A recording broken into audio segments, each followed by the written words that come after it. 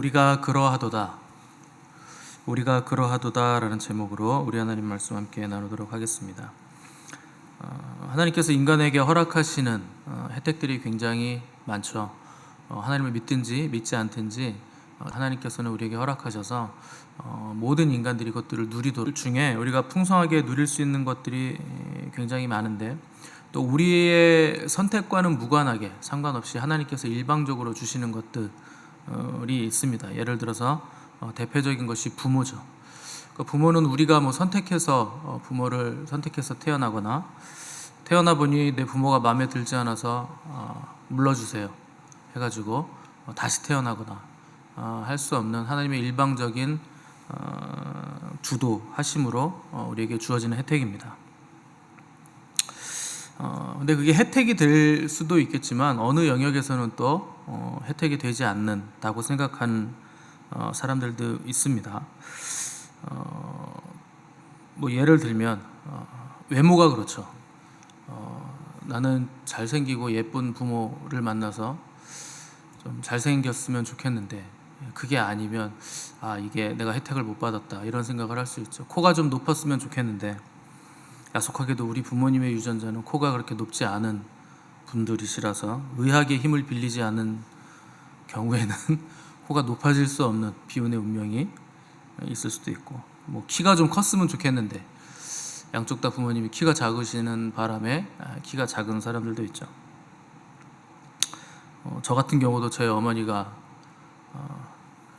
저를 배웠을 때는 키가 175가 큰 키였다고 하셔가지고 하나님 175까지 자라나게 해달라고 기도를 하시는 바람에 제가 175에서 키가 안 자랐어요. 딱 걸려가지고 더 이상 자라나지 않는 비운의 운명을 가지고 살아가다가 거기서 좀 몇 센치 더 크면 뭐 하겠나 싶은 생각이 들어서 지금은 그냥 저의 운명을 받아들이고 살아가고 있습니다. 이제 더 줄었겠죠. 시간이 지나면 더 주니까.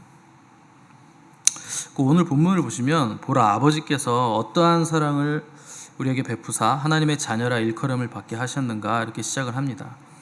그러니까 하나님이 우리에게 어떠한 사랑을 주셨는가를 시작하면서 아버지께서 라는 단어로 시작한다는 것이 이게 대단한 사랑을 우리에게 주신 것이라 이렇게 얘기를 하고 있는 셈입니다. 그런데 누가 사랑을 베푸셨는가? 아버지께서 사랑을 베푸셨다 하는 것은 그 사랑의 주체가 우리 하나님 아버지시다. 우리를 먼저 찾아오신 분도 우리 하나님 아버지시고 우리의 삶을 이끌어 나가시는 주체도 하나님 아버지시다 하고 있는 겁니다. 하나님, 모든 것들을 우리 아버지 하나님이 하신다라고 선포를 하고 있는 겁니다. 믿음이란 그런 거죠. 하나님이 모든 것을 하신다라는 것을 선포하고 믿는 것이 믿음이고, 그렇게 하나님이 주체가 되시는 인생을 신본주의적인 삶이라 부르게 되는 거고, 내가 주체가 되는 삶을 인본주의라 이렇게 부르는 겁니다. 그래서 믿음이 견고한 사람들은 항상 하나님으로부터 시작을 하는 거죠. 그분으로부터 시작하면 실망할 일이 없고 불안할 일도 없고, 또 그분이 주관하시고 섭리하시는 일이기 때문에 우리의 모든 일들이 세상 사람들이 말하는 단순하게 운이라거나 운명이라거나 우연이라거나 하는 사건이 아니라는 뜻이고, 또 하나님의 섭리라는 측면 안에서 하나님 앞에서 우리가 살아가야 할 책임과 목적을 가지고 있는 존재들이라 하는 것을 깨닫게 된다는 겁니다. 그래서 사도 요한은 이것을 강조하면서 우리의 존재가 누구인가 하는 정체성의 문제를 우리에게 도전하는데, 저와 여러분의 정체성이 아버지의 자녀들이라 하는 것을 우리에게 지금 각인시키고 있는 겁니다. 예전에 김동일이라는 소설가가 있었어요. 염상섭이라는 소설가와 같은 시대에 표본실의 청개구리라는 소설을 쓴 염상섭과 같은 시대에 살았던 사람인데, 그분이 쓴 소설 중에 발가락이 닮았다라는 소설이 있습니다. 닮았는가요? 닮았단가요? 아무튼 그런 소설이 있어요. 이제 의사의 시선으로 이제 소설이 계속 이제 전개가 되는데, 이 의사 친구 중에 한 노총각이 있습니다. 35살 된 노총각인데 지금은 그냥 나이라고 생각을 했던 것 같습니다. 35살의 나이에 젊을 때 허랑방탕한 삶을 살다가 이제 무절제한 삶으로 아이를 낳을 수 없는 몸이 돼서 이제 결혼을 하게 된 노총각의 얘기입니다. 그래서 이제 결혼을 늦은 나이에 했으니 이제 아내가 얼마나 예쁘겠어요. 그래서 아내한테 굉장히 잘해줬는데 이제 자기 몸이 아이를 낳을 수 없는 몸이어서 그랬는지 어느 순간 이제 아내를 때리기 시작한 거죠. 그러다가 어느 날 이 의사 친구에게 그 노총각 친구가 아이를 하나 안고 왔습니다. 그래서 이 아이가 기관지를 앓고 있다 이렇게 이제 의사 친구를 찾아왔는데 뭐 사실은 그 애가 자기 애라는 어떤 보장을 받기 위해서 정신승리의 증표를 좀 찾기 위해서 의사를 찾아온 거죠. 근데 의사는 이 친구가 아이를 낳을 수 없다는 걸 이미 알고 있습니다. 자기가 의사였기 때문에 진료를 받기 때문에. 그래서 이 데려온 아이에 대해서 이제 여기저기 의학적인 소견을 가지고 네 아이다라고 말해줄 증거들을 찾기 시작하는데 찾을 수가 없는 거예요. 뭐 당연히 찾을 수가 없겠죠. 아이를 낳을 수 없는 몸인데 그게 누구 아이인지 어떻게 알겠습니까? 자기 와이프는 자기가 때려서 누구하고 뭐 어떻게 바람이 났는지 알 방법도 없는데 자기의 몸이 그래서인지 자기가 와이프를 때려서 미안했는지 이 아이가 자기 아이라고 우기고 싶었던 거예요. 그래서 일말의 희망을 가지고 의사 친구를 찾아왔는데 의사가 나중에는 찾다가 아이의 가운데 발가락이 긴 것을 찾아내고 그 아이의 아빠도 가운데 발가락이 긴 것을 보고서 발가락이 닮았다. 닮은 구석이 꽤나 많다. 이렇게 시선을 외면하고 돌아서면서 그냥 그렇게 하고 소설이 끝나는 소설이 발가락이 닮았다는 굉장히 짧은 단편 소설입니다. 나중에 그 아이가 자라서 아무리 봐도 아빠하고는 닮은 구석이 없는데 그때 아빠는 그걸 증표로 내밀겠죠. 네 발가락 가운데 발가락 길지 않느냐? 내 발가락을 봐라. 너는 나의 자녀다. 이렇게 증표로 내줄 만한 것을 하나 찾았으니까 이게 얼마나 다행스러운 일입니까? 그러니까 자식이 부모를 닮았다는 것 그렇게 중요한 거죠. 그래서 자식이 부모의 어떤 것들을 유전적으로 형질을 이어받아서 그 형질이 그대로 나에게 계승이 됐다는 것이 굉장히 중요한 거라는 얘기입니다. 그게 뗄래야 뗄 수 없는 어떤 관계로 우리가 묶여 있다라는 것을 증명해 주는 것이기 때문에 중요하죠. 그래서 우리가 받은 가장 큰 사랑은 하나님이 우리를 그분의 자녀되게 하신 것인데 그 증표가 뭔가? 그것이 바로 그리스도의 십자가라 하는 겁니다. 그 십자가 안에서 그 예수 그리스도의 한 피로 묶여 있는 사람들이라 하는 것이 가장 강력한 증표가 되는 것이죠. 그래서 사도 요한이 3장을 보라라고 시작한 이유는 이러한 내용들을 깊이 있게 생각해라. 이것들을 더 깊이 생각해봐라. 이것이 보라의 뜻입니다. 그러니까 우리는 그리스도의 십자가와 하나님의 자녀가 됨의 권세라는 것을 너무 쉽게 그리고 너무나 오랫동안 너무나 많이 그냥 얘기하는 바람에 그게 얼마나 놀라운 것인지 깊이 있게 생각하는 법을 잃어버렸죠. 이게 마치 당연한 것이냐 그리고 별일 아닌 것이냐 우리가 여기고 살지만 가만히 멈춰서서 도대체 내가 받은 은혜가 어떤 은혜인가 라는 것을 생각해 보면 또 어떻게 내가 하나님의 자녀가 될 수 있겠는가 라는 것을 생각해 보면 이게 깜짝 놀라서 숨이 멎을 만큼 크고 기이하고 놀라운 일이라 하는 겁니다. 그래서 다윗은 시편 139편에서 주께서 내 심장을 지으시며 나의 모태에서 나를 만드셨나이다. 내가 주께 감사하옴은 나를 지으심이 심히 규묘하심이라. 주께서 하시는 일이 기이함을 내 영혼이 잘 아나이다. 나를 위하여 정한 날이 하나도 되기 전에 주의 책에 기록이 되었나이다. 이렇게 노래를 했습니다. 다윗은 영원전에 하나님께서 자기를 택하셨고 자기를 보고 계셨고 나를 하나님의 자녀 삼아 주셨다 하는 것을 알고 있었다는 겁니다. 깨달았다는 거죠. 그러니까 하나님을 우리가 부르기 전에 뭐 그 전에 존재하기도 전에 우리의 형질이 어머니 모태에서 조성되기도 전에 하나님은 우리를 보고 계셨다는 거예요. 우리 육신의 부모들의 유전자가 결합돼서 생명이라는 것이 탄생하기 훨씬 이전 영원전이셨다 하는 것을 다윗이 계시로서 깨닫게 됐다는 겁니다. 그러니까 단순히 생물학적인 생명의 시작점을 넘어서 그 영원 전에 세상이 있기도 전에 하나님은 예수 그리스도 안에서 저와 여러분을 보고 계셨고 또 저 여러분을 택하셨고 또 그분의 자녀 삼으셔서 구원해 주신 것을 생각한다면 이것이 얼마나 신적인 사랑인가 얼마나 영원하신 사랑인가 이것이 얼마나 놀라운 것인가를 우리가 깨달을 수밖에 없다는 거죠.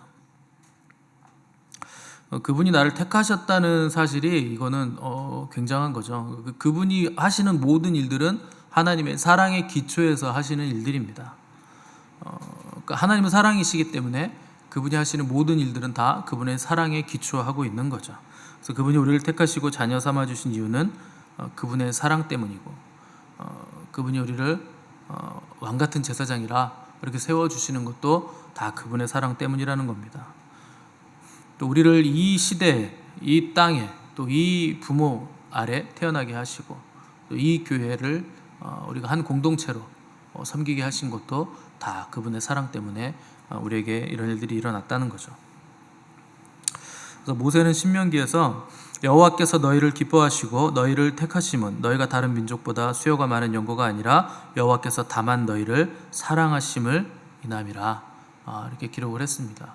그러니까 하나님께서 우리를 택하시고 또 우리를 기뻐하시는 이유는 순전히 그분의 사랑 때문에 우리를 기뻐하시고 택하시고 우리를 구원하셨다, 여기에 있게 하셨다, 이렇게 고백을 한 겁니다. 그러니까 처음부터 끝까지 하나님이 하시는 모든 일들은 그분의 사랑에 기초한다 하는 것이죠. 그러니까 이게 얼마나 우리에게 큰 위로가 됩니까? 우리가 신앙생활을 하다가 넘어질 때가 있겠지만 그것도 하나님께서 하나님의 사랑으로 다 허용하시는 일이고, 또 우리를 다시 회복시키심도 그분의 사랑 때문이고, 또 우리가 만나는 모든 일들이 하나님의 섭리 안에서 그분의 사랑 안에서 다 이루어지는 일들이다 하는 것을 할 이유가 전혀 없다 하는 겁니다. 그래서 그분이 우리를 구원하신 이유도 사랑 때문이고, 책망하시는 이유도 사랑 때문이고, 또 율법을 주신 이유도, 예수 그리스도를 보내신 이유도, 또 우리에게 거룩한 삶을 살라고 요구하시는 이유도 다 전부 하나님의 사랑 때문이지, 하나님이 뭔가를 우리에게서 착취하시를 요구하시는 것이 절대 아니라 하는 것을 깨달아야 한다는 겁니다. 그래서 그것이 그분의 사랑이라 하는 것이 믿어진다면 우리가 그분의 말씀에 순종하고 그분의 계명을 지키는 것이 우리에게 가장 복된 일이라 하는 것을 우리가 믿을 수 있게 되는 거죠. 목회자도 마찬가지죠. 하나님의 사랑을 전달받아서 그것을 통로가 돼서 통과시키는 것이 목회입니다. 목회라는 것은 하늘의 것을 땅에다 통과시키는 겁니다. 그래서 자기 생각을 말하거나 세상 것을 가지고 들어와 가지고 교회에 적용시킨다거나 이렇게 하면 하나님께 책망받을 일이죠. 그래서 하나님의 사랑을 가지고 통과시켜서 하나님의 자녀 된 백성들을 하나님의 자녀들 택할 수 있도록 그 이정표를 제시해 주는 것이 바로 목회의 핵심입니다.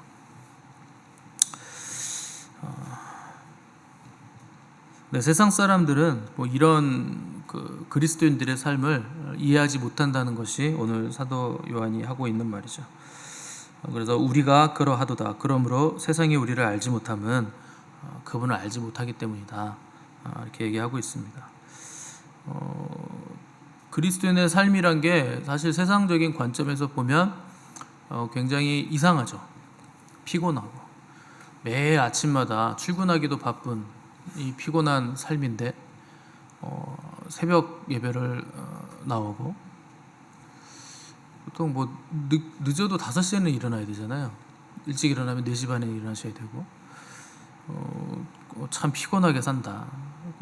주말이 되면 좀 스트레스도 많이 받았는데 어디 가서 스트레스도 좀 풀고 좀 콧바람도 좀 쐬고 여행이라도 다니고 그래야 되는데 하다못해 그냥 집에서 퍼져서 쉬기라도 하든가 재충전을 하든가 아니면 골프라도 치러 가든가 아니면 자기 개발을 위해서 학원이라도 다니든가 어학이라도 공부하든가 하면 좋은데 그게 더 생산적일 것 같은데 크리스찬들은 주일에 평일에도 새벽에 일찍 일어나서 예배 나오고 주일에는 또 더 바빠요. 늦잠도 못 자고 아침에 일찍 일어나서 예배를 섬겨야 되고 또 예배도 드려야 되고 또 봉사도 해야 되고 헌신을 해야 되고 맡은 바 또 책임이 있기 때문에 그런데 그걸 돈 받고 하는 것도 아니고 돈을 줘가면서 하니까 이 사람들은 참 희한한 사람들이다. 왜 저러고 사나 이렇게 얘기를 하는 거죠. 이해가 안 되죠. 그 세상은 하나님의 백성들의 삶을 알 수도 없고 이해할 수도 없는 겁니다. 바람이 임의로 부는데 어디서부터 와서 어디로 가는지 알지 못하는 것처럼 성령으로 난 사람들은 다 그러하니라 라는 것이 주님의 말씀이죠. 세상 사람들의 시선에서는 이해도 안 되고 그리스도인들은 잡히지가 않는 겁니다. 마치 바람인 것처럼 성령님이 알지 못한다. 또 그도 알지 못한다. 그러니까 예수 그리스도를 우리에게 내어주신 그 하나님의 사랑을 그들은 알 방법이 없다는 겁니다. 근데 우리는 알죠. 특별히 사도 요한도 하나님께서 세상을 이처럼 사랑하사 독생자를 주셨다 하는 예수 그리스도의 그 생생했던 음성, 제자들에게 했던 그 음성을 아마 잊지 못할 겁니다. 직접 들었기 때문에 아버지가 어떠한 사랑을 우리에게 주셨는가, 이처럼 사랑하사 독생자를 내어주셨다. 그 사랑을 사도 요한은 뼛속까지 절감하면서 눈으로 다 봤고 경험했기 때문에 결코 잊을 수 없고 깊이 묵상을 하면서 어떠한 사랑을 우리에게 주셨나 한번 생각을 해봐라, 이렇게 도전을 하고 있는 것이죠. 그래서 구원이란 건 하나님이 우리에게 어떤 사랑을 주셨는가, 독생자 예수 그리스도, 그분이 어떤 분이신데 그분을 우리에게 내어주셨는가 하는 것을 아는가 모르는가 하는 것이 구원의 분기점이 되는 겁니다. 그래서 사도 바울도 이것을 몰랐기 때문에 그리스도인들을 박해했던 거죠. 예수 그리스도를 몰랐기 때문에 전에는 내가 몰랐다. 그런데 알고 나서는 그분에게 자기 인생을 다 내어드리게 된 겁니다. 세상이 교회를 박해하는 이유도 그들이 예수 그리스도를 모르기 때문에 이렇게 박해를 하는 것이죠. 그래서 그리스도를 안다는 건 이토록 중요한 일이고 그 영생이 걸려있는 일이라 하는 겁니다. 그래서 우리는 그분을 아는 자들이죠. 그래서 이게 하나님께서 우리에게 주신 놀라운 사랑이라는 것이고, 그분을 안다는 것은 영생을 누린다는 뜻이고, 또 그분과의 사귐 안에 우리가 지금 거하고 있다 하는 뜻입니다.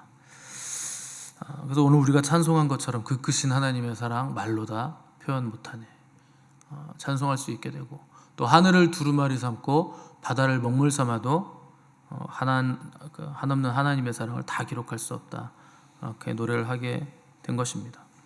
근데 여러분이 A4 용지를 한 30장 정도 가지고 딱 앉아가지고 하나님께 감사할 내용을 한번 적어보시면 몇 장 정도 쓰실 수 있을 것 같으세요?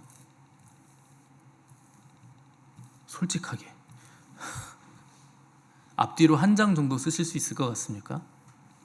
근데 오늘 우리가 찬송할 때는 하늘을 두루마리를 삼고 바다를 삼아서 써도 다 기록을 못한대요.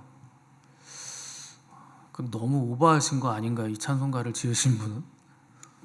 아무리 여러분들이 생각을 해보세요. 하나님 날마다 일용할 양식을 주셔서 감사합니다, 이런 식으로 계속 한번 써내려가 보십시오. 얼마나 쓸 수 있는지. 별로 못 쓰실걸요. 근데 왜 말로 다 표현 못할 사랑이라고 우리가 노래를 하는가?